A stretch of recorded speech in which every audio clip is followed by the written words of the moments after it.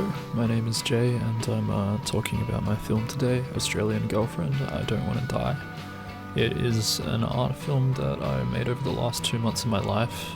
It reflects a lot of my life and the people in it, and I'm just gonna watch through it, talk about it, do a little director's commentary, and then discuss some of the topics in it and my take on what's going on stylistically. So yeah, let's get it.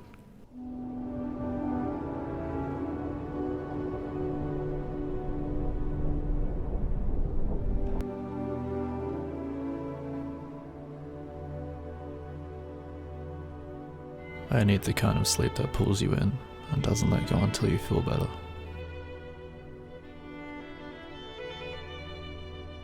This month probably isn't the worst out of my life, but it's pretty up there. So a few things here. So in this opening scene I'm using a technique with lumetri where I shoot really dim and then I crank it up in post. Like I move exposure up, boost the shadows quite a lot, and that gets you this really fuzzed out wavy look where the center works over time to capture what's there, and you kind of bring out that struggle. So that's where all this multicolored stuff is from. It's from shooting in low light and then ripping the dials basically to force color and force detail out that isn't really there. And doesn't let go until you feel better. That's my grandfather's watch, and I wanted eyes to be like a theme in the movie, so I wore this shirt that has these eyes on it. I thought it would be a good substitute for my face in this scene, which I was never going to get detail of because it was too dark, and I was wearing sunglasses as well. This month probably isn't the worst out of my life, but it's pretty up there. I shot this at like 2 AM when it was really cold, so you can actually see me shiver at parts in this shot. I'm still working all the time, and I'm not even in the room most days. Trying to project an image of myself that's stronger than what I am. So this is Vaughan Williams, the lark ascending in the background. You can hear the ticking of the watch that continues into the next shot. That's something that I did a lot in this film to try and establish a sense of continuity. It's pretty common. Anyone who's worked in editing will have done this. It's like a very nice way to usher in shots and make it feel more seamless even if it isn't, which in this case we're going from like cranked lumetri camcorder straight into like iPhone on disc for 4K stuff, so I liked that for that purpose. Because there are people that depend on me now, and I'm not 17 anymore. I hold other people up and keep myself from falling at the same time. I got my brother to shoot this because I hadn't shot a film with him yet, and he likes making films as well. Shout out August. Love you, bro. So we just like we picked a servo and went there, and it turned out great. Did a great job. This is the camcorder as well, but it's lumetried again. Every shot that has a lot of light in this project has a double layer thing going on where I duplicated the video, put a second layer on top of it, and then Gaussian blurred and put that at like 12% opacity with lavender, like electric lavender pink in the highlights. There's a shot in my favorite film, Manchester by the Sea, where he goes to the service station and everything is very glowy and bright there, and it's a very warm shot, and that's what I was trying to replicate here. If you're an ambitious person, being good enough is worse than having nothing at all. I grew up wanting to be an astronaut, and when that didn't pan out, I wanted to be an astronomer. But I had to reshoot this because in this segment, the script itself went through a lot of changes because I was so depressed that the first edition of it was basically just like depressive episode stuff about how like every year has been the same, and like all this stuff that doesn't. I'm a very like we're back kind of person. I'm not a very hopeless person generally. Like I'm actually very optimistic, and I didn't want to put that out. I didn't want to make a film that was like entirely hopeless, because as much as that it reflects my real life at the moment and like trauma and issues and like health scares, that's not who I am. So when you make a film that has a lot of yourself in it, you kind of want it to reflect a little bit closer to who you are. So I changed the voiceover in here, but it used to be like all the way back to when I was daydreaming about space, and then it cuts to the rocket, which I thought was really funny actually, because it makes it seem like I'm like sore about not getting to go on the space shuttle as an Australian. Observatories don't pay the bills. The rocket engines themselves have a really nice amount of bass and rumble to them, so I low passed quite a lot. The low pass filter is an audio filter that cuts out high frequencies to an extent, so you are getting all of the higher parts out, and you're getting the bass, like the bass is staying in. That's why it sounds like it's coming through a wall, or it sounds like it's coming from far away, because bass frequencies travel further than high frequencies in real life. I use the rocket engines quite a lot to kind of use almost like a checkpoint.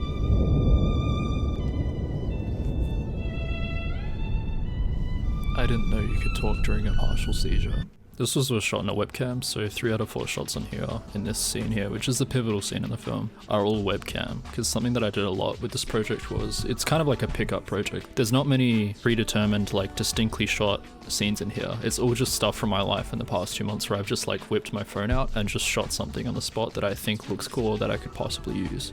And when you have a pickup project that you know is not going to be the prettiest, are going to have the most consistent visual style, because a lot of these shots, as I said, are just cobbled together. It's like a patchwork, like a mosaic type of project. I felt a lot more free to experiment. Like I wanted to mess around with the framing. I wanted to mess around with formats. I wanted to put like webcam shots in there. I wanted to change resolutions. And like, I think there's like 4 total different cameras, counting my iPhone, used in this. Like I really full sent it, because you get to experiment and you feel a lot more freer when you have less pressure on yourself to make something that's like your best thing ever. This is not my best ever film. Like I'm not trying to achieve that. I'm trying to capture like a mood. It's like a mood piece. Like I'm trying to have a textural feel to it, and I'm trying to have like thoughts and mindsets that are communicated through it. So it's really nice having that bedrock of just like, I want the feeling to come through and everything else can come afterwards, and I'm not super set on it all has to be shot with this camera in this sort of lighting. It's very just kind of free flow, which I enjoyed.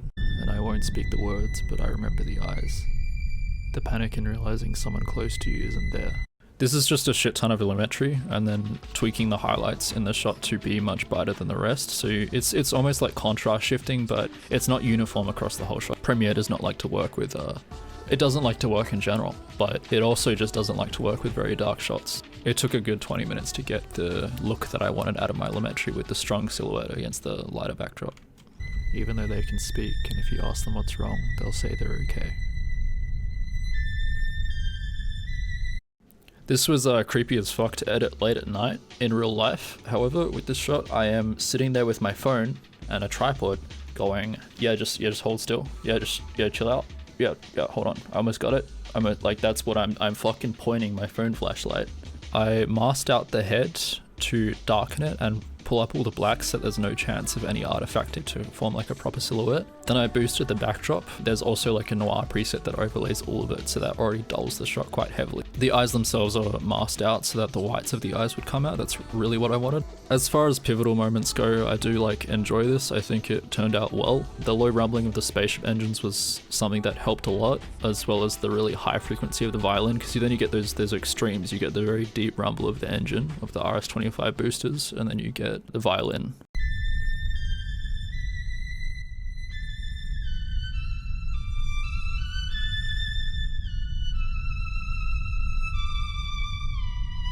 I felt myself break in lots of small ways since then.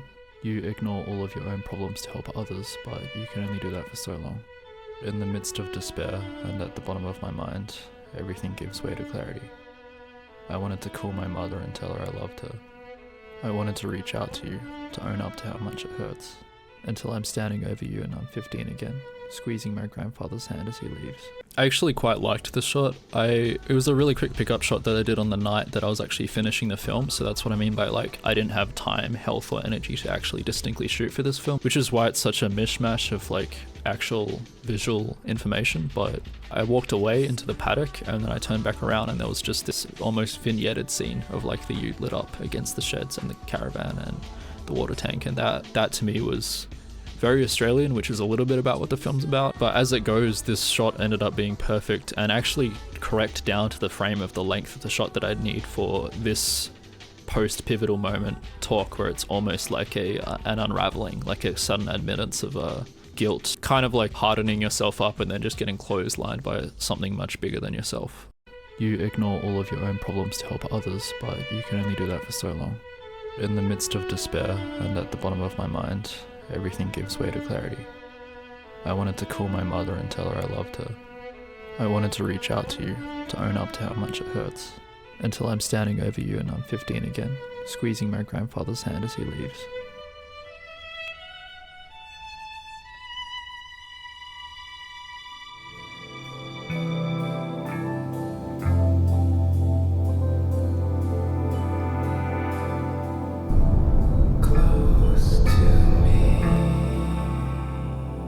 It feels like the only thing I've thought about these last months are the loved ones that I've lost. the ground that we were standing on when recording this shoe shot, which was another pickup shot, it wasn't planned at all. I basically just pointed a phone at what was already happening. There's all these like downward and sideward strokes in the cement. I don't know what that's called. I'm not your cement guy. I don't have like an expertise on cement, but there's these circular patterns and these curves in the cement, and it looks like rain. There's some visual resemblance between the shot that I'm overlaying and the ground at which we are standing.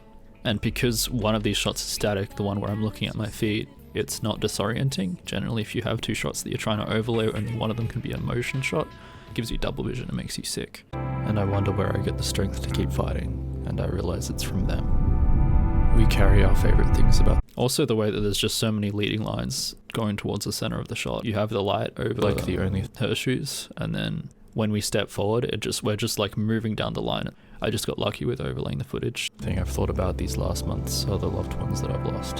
And I wonder where I get the strength to keep fighting, and I realize it's from them. We carry our favorite low pass rumbling in again, right when we're about to start cutting, which is a J cut, so that's used pretty extensively in this. I just really like low passing.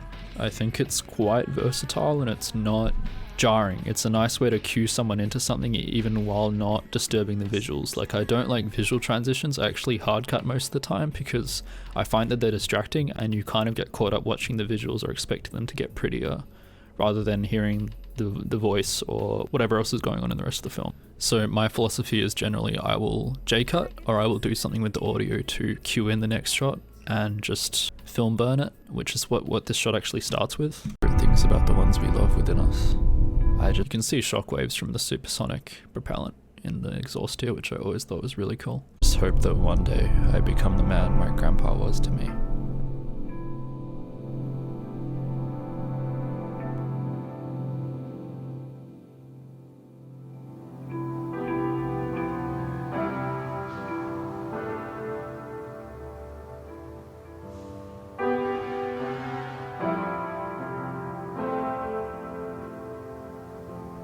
This is just abusing my iPhone again, essentially. I'm standing in front of it when I start the shot so that it focuses on my back and it has to try and use an inside ISO. I go and open the door and stand outside, and because it doesn't have enough information to realize that it should be focus shifting, it keeps the ISO normal, and that way I stay blown out. This is generally really bad because you're blowing it out. You're not setting it to a low enough ISO to shoot outside in high key lighting. So I'm like abusing my camera knowledge to make it make a mistake for the purposes of looking like I've just stepped into, like, I've clipped out of bounds. I'm in the future, like in VeggieTales, where everything is like white, where like Bob steps through the door. That's what I'm doing here, basically. I'm forcing my iPhone to think that I've stepped into VeggieTales.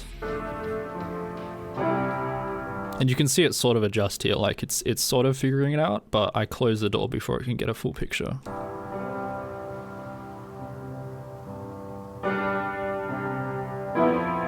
This also has a lavender tint over it. The electric lavender is like a specific shade that I've worked into a lot of Japles stuff. I think it's kind of the theme for the channel. It has to do with nostalgia, mainly, like rose tinted glasses. That's the channel cover as well.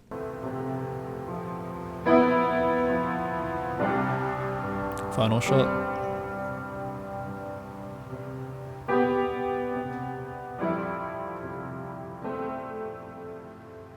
Yeah, I still have that There's our boy.